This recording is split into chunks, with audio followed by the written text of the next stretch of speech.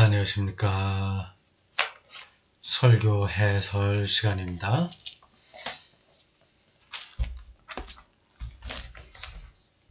로마서 5장 12절에서 19절을 본문으로 한 설교,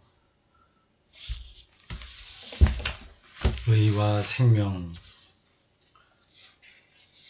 이제 조금 보충 해설하겠습니다.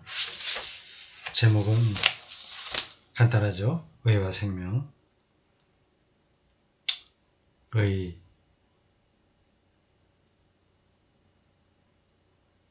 옳다, 이제 그런 얘기죠. 그건 낱말 뜻으로 보면 하나님에게서 옳다는 인정을 받는 것, 그건 뭐 칭의라고 하죠.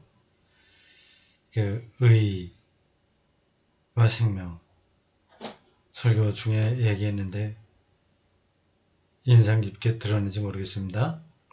의와 생명은 동의어다. 네. 사전적인 의미에서 동의어는 아니죠. 그러나 실질적인 의미에서는 동의어입니다. 오늘 설교 대단히 중요한 내용이었었는데 어떻게 전달이 됐는지 모르겠습니다. 자기가 한 설교를 놓고서 자꾸 중요했다 이렇게 말하는 게 좀 우습긴 한데, 일전에도 한번 말씀드렸죠. 자기 설교에 자기가 은혜를 받는 거 말이죠. 이게 바보 같은 짓인가? 뭐 그럴 수도 있겠는데 허풍은 아니에요. 이게 설교자가 왜 자기 설교에 은혜를 받냐 하면 몇 가지 경우가 있겠죠. 자기가 전에 생각하지 못했던 어떤 진리를 깨달을 때 자기가 설교를 준비하면서 그런 경험을 하거든요. 설교 준비하거나 또 설교를 실행할 때 그런 거를 봤습니다. 그걸 보통 뭐 영감이라고도 하고, 영감 받는다, 기독교적인 용어로는 계시 받는다, 더 편하게 하는데 그거는 엄격하게는 맞지 않는 이야기입니다. 어쨌든 자기가 막 억지로 노력해서 얻는 게 아니라 다른 데서 오는 거예요. 그런 걸 새롭게 느낄 때는 이제 기분이 좋은 거죠. 기분 좋은 거. 그게 이제 은혜를 받는다고 하는 겁니다. 그게 영혼이 배부르게 되는 계기인 거죠. 완전히 몰랐던 거를 새롭게 아는 경우도 있고요. 아니면 알고 있었으나 또 새롭게 그걸 느끼는 경우도 있습니다. 목사도 이제 이런 일들이 자주 있는데 일반 신자들이 오죽하겠습니까? 거의 일상에 그냥 완전히 거기 들어가 살지 않습니까? 그 살 때는 그냥 사회생활이죠. 세속적인 삶이죠. 그렇게 살 때에는 기독교 신앙은 참 거리가 멀 겁니다. 관계없이 살아요. 그렇게 살아도 그 사람이 기독교적인 마인드를 갖고 있으면 계속해서 기독교적인 영성으로 일상을 대하지 않는다고 하더라도 결국은 기독교적으로 사는 거예요. 일단 그건 맞는 얘기긴 한데, 전반적으로 놓고 볼 때 일반 신자가 그 세속에 과몰입돼서 살 수밖에 없는 여기서 기독교 진리를 이렇게 깨달아간다는 게 이게 쉽지가 않습니다. 그래서 나름으로 노력하는 사람들이 있어요.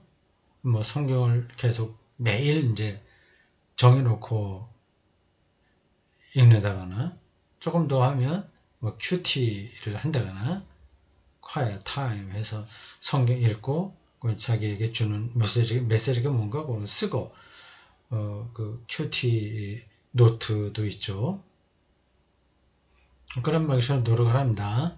조금 더 열성이 있는 사람들은 기독교 책을 읽죠. 신학이나 또 어, 신앙을 이렇게 심화시켜 줄 수 있는 여러 가지 종류의 기독교 글들, 뭐 설교도 그 중에 포함되겠죠. 그런 것들을 합니다. 그렇게 하더라도 한계가 있죠. 그래서 그 새롭게 기독교 신앙을 깨닫는 순간들이 많지 않을 겁니다. 오늘 그 의와 생명이라고 하는 주제였는데 같은 거였다고 말씀드렸어요. 이런 것도 여러분들이 어떻게 들었는지 모르겠지만 새로운 시각입니다. 우리는 의로워진다는 것, 생명을 얻는다는 걸 따로따로 생각을 보통 하지 않습니까? 근데 이게 왜 같은 거다. 근데 그게 왜 같은 건지를 뭐 설교 중에서 이제 짚은 거죠. 근데 그곳에 머물지는 않았지만 그걸 이제 밭에 깔고 계속 이제 설교가 진행이 된 겁니다. 근데 인상 깊었다고 하는 거는 저 스스로도 그렇고 여러분들에게도 그게 전달됐다고 생각되는데 이겁니다. 의롭다고 인정받았잖아요. 의인론, 어떤 칭의론이라고 합니다. Justification by faith. 그 마틴 루터가 얘기하는 오직 믿음으로 이루어진다. 그 개신교 신앙의 그 핵심이기도 합니다. 그 로마서의 전체 주제이기도 하고요. 이게 오늘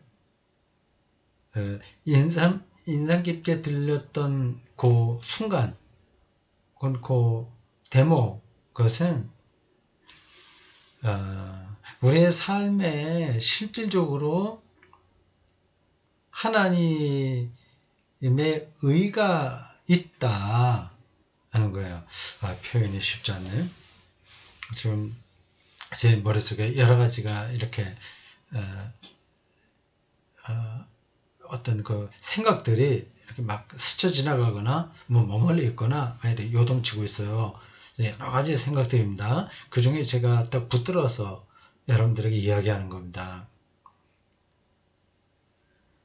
이게 글을 쓰거나 말을 하는 사람들은 머릿속에 많은 것들이 이렇게 쭉 갑니다. 오고 가고 계속 그럽니다. 무의식에 숨어 있던 것도 있고 자기 의식에 잘 정리된 것도 있고 그래요. 그 중에서 어떤 거를 붙들어서 잘 연결시켜서 설명하냐, 그게 말을 할 때나 글을 쓸 때나 중요한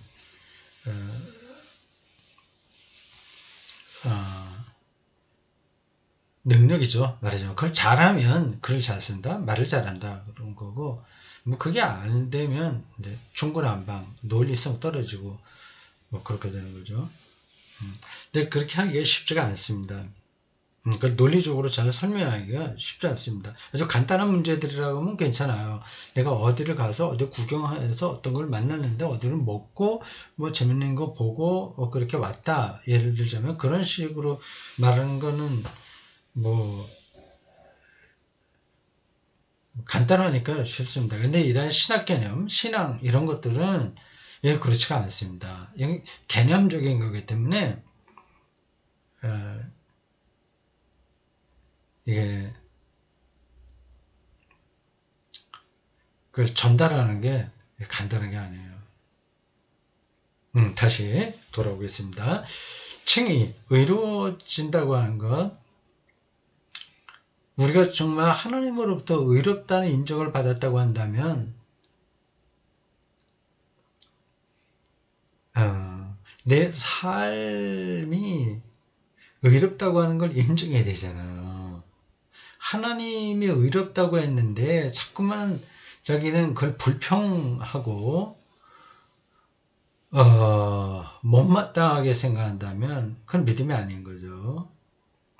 이게 이제 우리 기독교인의 영성이 가야 될 방향이기도 하고 또 한편에서는 어려움이기도 합니다. 딜레마이기도 합니다. 현실에서는 그 의롭다고 말할 수 없는 요소들이 많잖아요. 그냥 짜증나는 일들이 많이 있지 않습니까? 신경 써야 될 일이 많이 있지 않습니까? 그래서 거기에 파묻혀 있게 되는데, 그게 아니라 아주 그런 삶에서도 아, 좋은 게 있는 거죠. 그 안에. 의로운 게, 착한 게 있는 거예요. 좋은 게, 소중한 게. 그걸 이제 그거를 붙들고 그거를 자기 삶의 전체로 잡아내는 어, 자세. 이게 이제 기독교 영성인 겁니다. 이런 말들이 어떻게 보면 막연하게 들릴 수 있어요. 아니, 뭐, 실제로 좋은 일이 있어야지, 뭐, 좋고, 뭐, 의롭고 하는 거지. 뭐, 그거 아니고 다 똑같은데 뭘 어떻게 이렇게 지금 의롭게 내 삶 벌 수 있느냐 하는 거죠. 아주 일반적으로 얘기하면, 아, 뭐, 내가 어떤 사람하고 결혼하고 싶은데, 사랑하는 사람이 생기는데, 이제 계속 열심히 기도해갖고 이루어졌다. 아, 그럼 그게 잘 일이 좋게 된 거고, 그래서 그게 의다, 생명을 얻는 거다. 그걸 생각하는 거예요. 사업이 안 됐는데 기도해서 어떻게 됐다든지.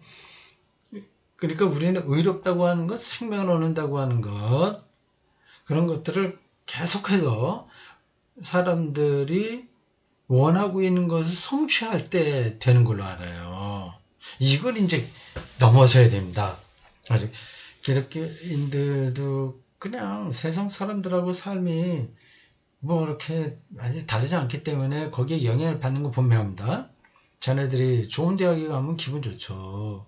그리고 뭐 좀 괜찮은 기업체에 취업되면 그 좋죠.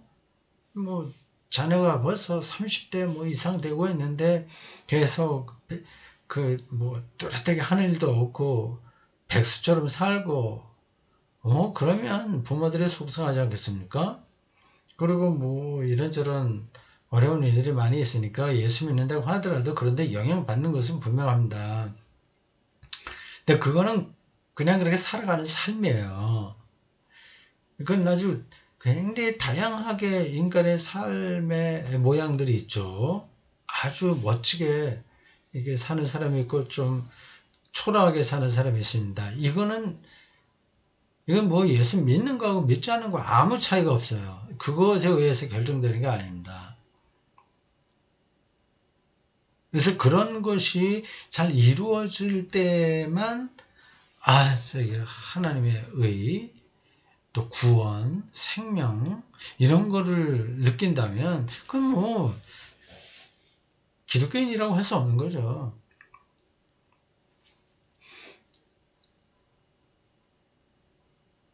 우리의 삶에 하나님의 의가 우리를 의롭다고 하는 그 빛이 촘촘하게 들어있다는 거를 깨닫는 거.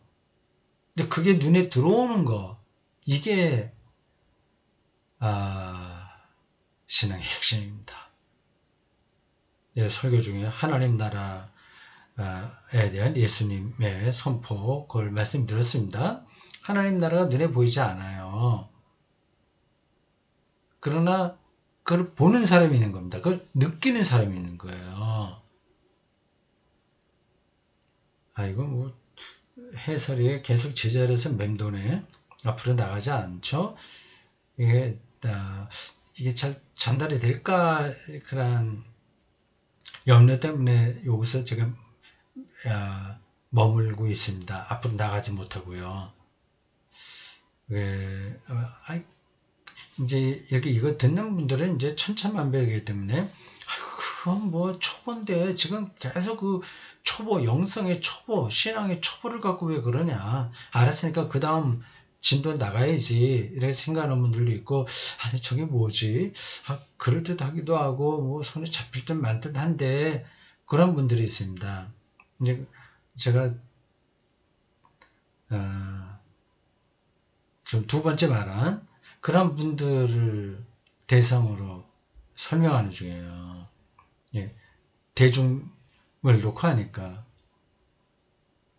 사실은 뭐 조금 신앙이 많이 이렇게 잘 고양되거나 성숙해진 사람하고 그렇지 않은 사람하고 때에 따라서 큰 차이가 있지만 차이가 없기도 합니다.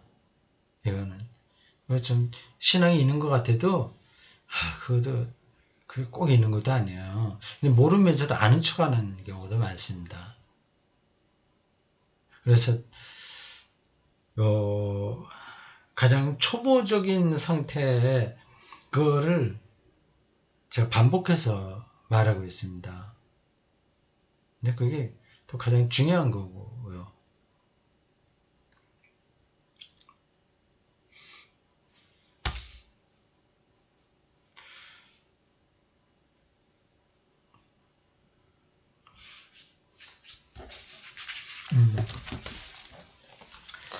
자, 그 성경 본문 제가 18절과 19절을 주석하는 방식으로 설교한다고 그랬습니다.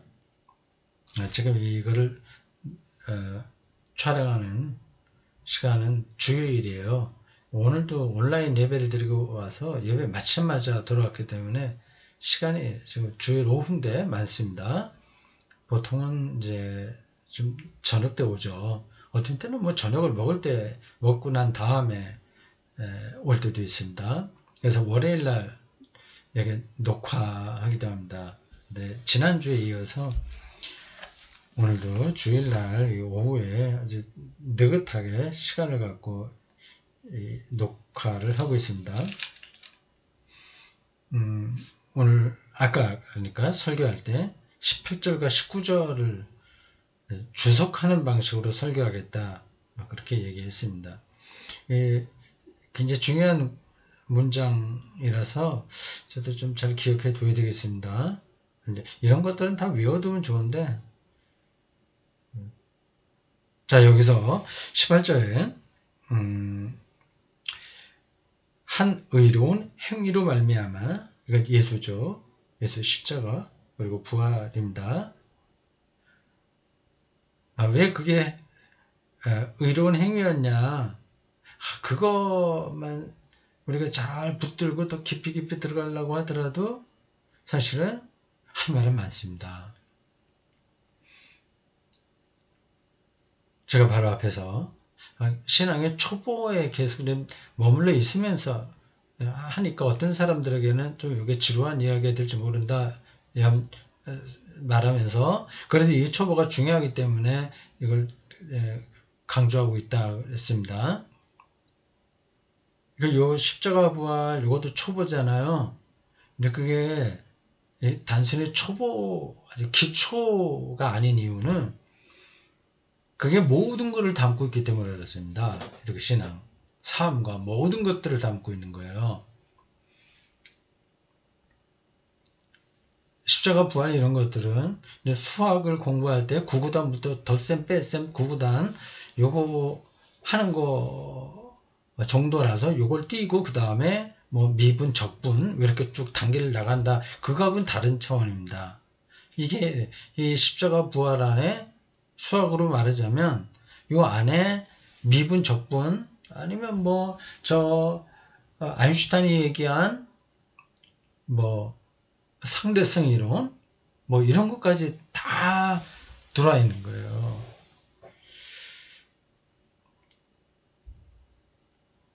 한 의로운 행위로 말미암아 예수의 십자가 부활.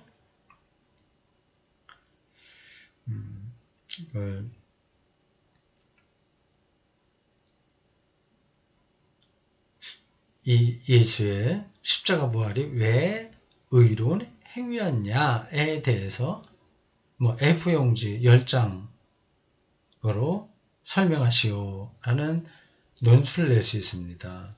그럼 그걸 쓸 수 있어야 돼요.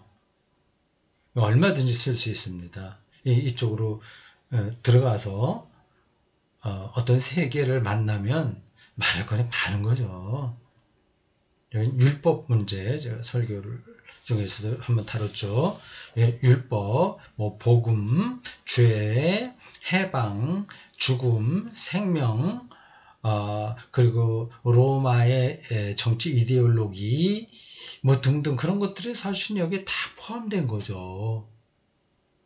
그리고 진리의 문제, 그리고 시간, 우주의 시간, 내 죽음과 죽음 이전 살아있는 삶과 이후 그런 것까지 포함한 이 사실은 다 맞물려 있는 겁니다. 한 의로운 행위로 말미암아. 근데 이런 단어가 아주 단순하게만 들리면 아주 그러니까 그 깊이가 안 보이고요. 그냥 낱말 뜻으로만 알면 이건 이제 완전히 뭐라고 해야 될까? 그야말로 초짜죠. 낱말 뜻하고 개념적으로 신학적인 개념으로 깊이 하는 거하고는 이건 천양지차입니다.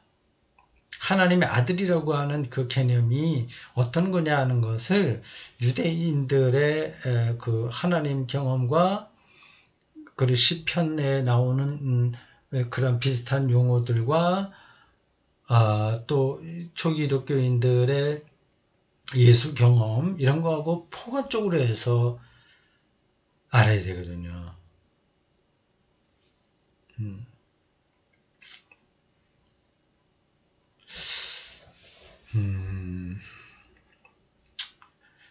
설교자들에게 특별히 이런 부분들이 중요합니다. 마틴 로이드 존스라고 하는 영국의 신학을 전공하지 않았으나 신학 전공한 사람보다 더 뛰어나게 기독교를 알고 설교했던 명설교가 로이드 존스, 마틴 로이드 존스 맞죠? 그 사람이 그런 얘기를 했어요. 참, 대단히 뛰어난 사람입니다. 뭐, 청교도 신앙, 존 스토트, 뭐, 이런 사람들과 같이. 저의 신학 경영하고는 잘 맞지 않는 사람인데, 근데 기본 자세는 굉장히 제가, 본받을 만한, 공감을 많이 느끼는 그런 분입니다. 신학을 전공하지 정식으로 안 했는데도 어떻게 그런 신학적인 깊이로 들어가는지 모르겠어요. 사실은 뭐 바울도 예수님을 직접 만나지 못했지만 예수님하고 같이 3년 동안 공생애를 보낸 제자들보다 더 뛰어나게 예수를 이해한 거 아니겠습니까? 로이드 존스가 다시요. 설교는 조직신학적이어야 된다. 그 얘기했습니다. 지금 앞에서 말씀드린 이런 포괄적으로 그런 걸 알아야 된다고 하는 거, 그게 조직신학이거든요. 이게 이런 부분이 한국 교회 설교자들에게 아주 취약합니다. 신학교 다닐 때 조직신학을 대충 때우고 나와서 그래요. 그리고 그 다음에 꾸준하게 공부하지 않고 책 읽기도 뭐 깊이 가지 않고 인문학적인 사유 이런 거 전혀 없이 그냥 열심으로만 목회를 했기 때문에 이 문제가 해결이 안 되는 겁니다. 일반 신자들은 저 목사가 정말 저 성서 단어와 성서에 있는 단어와 문장이 가르치기 있는 세계를 알고 설교하는 건가 모르고 설교하는 건가 그걸 분간하지 못할 겁니다. 이게 하나의 단어로는 비슷비슷하기 때문에 그렇습니다. 이 단어 여기도 칭의 뭐 이것저것 그걸 설명하려고 하다 보니까 이 구절 갖고 계속 붙들고 있습니다. 디카이오순에 이게 오늘 설교에 키워드라고 그랬습니다. 디카이오순에 이거 헬라어는 외워두셔도 좋습니다. 의예요. 그걸 설명하려다 보니까 지금 계속 다른 이야기가 여기 들어가게 됐습니다. 조금 기다리세요. 시간이 많이 됐네요. 24분, 25분 다 되네.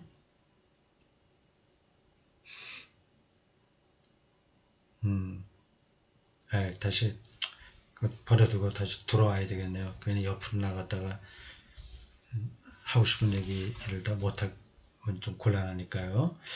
이 한 의로운 행위로 말미암아 이게 왜 예수의 십자가 부활이 의로운 거냐? 그거를 실질적으로 이해를 해야 되지 않습니까? 근데 이건 굉장히 역설적인 표현이라고 하는 걸 설교 시간에 비슷한 뉘앙스로 얘기했습니다. 예수의 행위는 불법이었어요, 그 당시에는. 사람들에게는 불법이었어요, 사람들의 눈에는. 그 당시의 시대 정신에는 종교적으로나 정치적으로나 맞지 않는 거였습니다. 그러니까 십자가에 죽는 거죠. 이걸 누가 의로운 행동이라고 하겠습니까? 근데 의와 불이 이것이 이제 예수 사건에서 완전히 반전이 일어나는 거죠. 어쨌든 한 의로운 행위 예수에게 일어난 그로 말미암아 많은 사람이 의롭다 하심을 받았다. 이 의롭다 하심을 받아 이게 칭의거든요. 의인이라고 보통 얘기하죠. 그 justification 독일어로는 rate fair 티궁 rate fair 티궁이라고 합니다. 의롭다고 인정한다는 겁니다. 이 칭의론만 하더라도 많은 신학적인 논의가 있었어요. 신학생들은 이제 그러한 교리사적인 그 논의 과정 이런 것들을 철저하게 공부해야 되겠죠.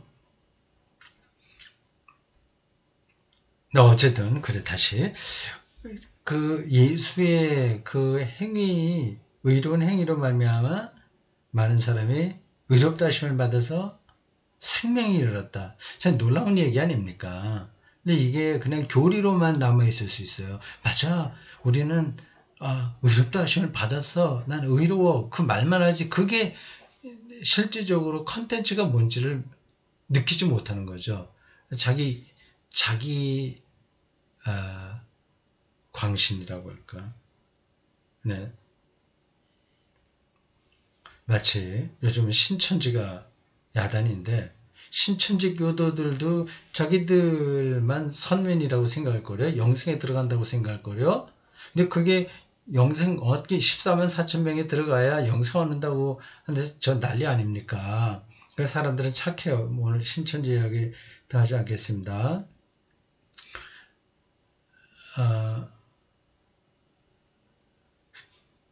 그렇게 자기 열광에 사로잡히는 거죠. 사람은 그렇게 될 수 있습니다. 그 정통교회에서 속해 있다고 하더라도 자기가 의롭다고 인정받는다는 게 뭔지를 실제적으로 느끼고 사는 사람들은 글쎄 얼마나 될까? 많을까? 잘 생각해 보십시오. 그리고 그 의라고 하는 게 무슨 의인지 이게 칼빈식으로 표현하면 전가된 의예요. 나의 의가 아니라 그리스도의 의가 왔다. 근데 그게 과연 뭘까? 그게 말이 되나? 내가 정말 착해지지 않고 어떻게 의로지냐? 이러한 미묘한 관계들을 잘 알아야 됩니다. 근데 뭐 일반 신자들 이런 것까지 다 촘촘히 알아가기는 쉽지 않습니다. 그러니까 교회 지도자가 일단 지도자만이라도 정확하게 알고 그걸 잘 전하면 공부가 되는 거죠. 전달이 되죠. 테니스 레슨하고 비슷한 겁니다. 일단 코치가 테니스의 기본을 잘 알아야 되는 거죠. 이게 미는 게 아니라 치는 거다라든지 힘을 빼는 거가 뭔지 뭐 그런 것들이요. 근데 그런 것들은 힘 빼라고 하는 거는 그냥 말로 설명이 안 되는 겁니다. 그건 코치가 정확하게 자기가 알고 말과 자기의 느낌으로 충분하게 알고 있으면 이제 코치 받으러 온, 그 레슨 받으러 온 학생들에게 잘 전할 수 있는 거죠. 그러니까 목사의 역할은 테니스의 코치하고 비슷합니다. 레슨 해주는 코치하고. 네, 의롭다 인정받았다고 하지 않습니까? 그렇다면 내가 의로운 게 아니라 그래 인정받을 부분이에요. 음, 법적인 의미예요. 실질적인 의의는 없습니다. 우리에게. 근데 여기까지는 우리가 어느 정도 알 수 있어요. 근데 오늘 설교에서는 제가 보더라도 한 걸음 더 나갔어요. 그 의의가 생명에 이른다는 게 분명하니 바울이 그걸 얘기했으니 우리 삶에 생명이 분명히 충만한 거 아니냐, 인정받은 거 아니냐. 그렇다면 우리 삶에서 뭐 개인도 그렇고 사회도 그렇고 여기서 하나님의 의가 그리고 생명이 어디에 있는지를 찾아내야죠.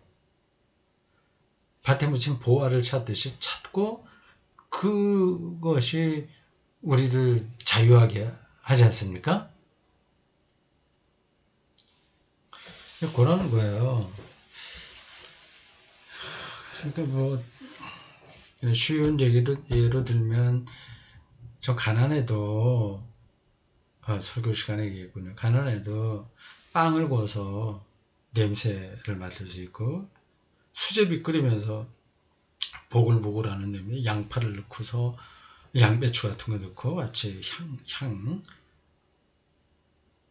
가난해도 그건 느낄 수 있잖아요. 가난하기 때문에 주눅이 들면 어두움이고 이건 죄고 왜 너 공부 안 해갖고 그렇게 월급도 연봉도 작게 그렇게 살았어? 계속 그렇게 자기를 생각하면 그거는 죄에 묶여 있는 거예요. 근데 그 가난해도 수제비 한 그릇은 제가 끓여서 먹을 수 있지 않습니까? 그 자기 살아있다는 희열에 가득 찰 수 있잖아요. 그 이제 의죠, 그게 의. 죄가 아니라 의. 그러니까 의라는 게 우리의 삶에 가득하다는 것을 볼 수 있는 눈. 이게 이제 기독교 신앙입니다. 이게 쉽지는 않아요. 자꾸 우리는 다른 것에 영향을 받으니까. 예수를 잘 믿어라 하는 건데, 십자가에 달리신 예수, 그 관계, 그런 데서 우리의 영성이 투명해지고 이렇게 위로 이렇게 고양되면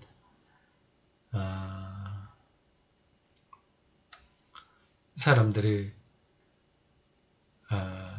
좀 불편하다고 생각하던 그런 삶의 조건들 그런 것들 좀 작아지고 그건 피할 수는 없어요. 그것에서 완전히 떠날 수는 없어요. 그 부분이 작아지고 의에 속한 것 이렇게 생명 살아있다는 그 희열을 가득 채워주는 능력 그게 의예요. 그게 하나님이 우리를 인정하는 증거죠. 그게 가득하게 살아야 되지 않겠습니까? 그게 가능하잖아요. 안 되는 경우가 있어요. 감옥에 갇혀있는 뭐 이렇게 막 얘기해서 그랬는데 이게 박근혜 전 대통령 감옥에서 뭐 공주처럼 살다가 맨날 그러다 그렇게 가셨잖아요. 근데 거기에도 본인이 준비만 되면 하나님의 의가 거기에 있습니다. 그 안에서 책은 볼 수 있잖아. 책도 못 보게 하진 않죠. 책 볼 수 있고 다른 사람이 방해받지 않으니까 뭐 귀에 꽂고 음악 들을 수 있나? 모르겠습니다. 되는지 안 되는지. 그리고 밥은 3끼 꼬박꼬박 줄 거 아니에요. 그것만 갖고도 생명 충만한 느낌 받지 않겠습니까?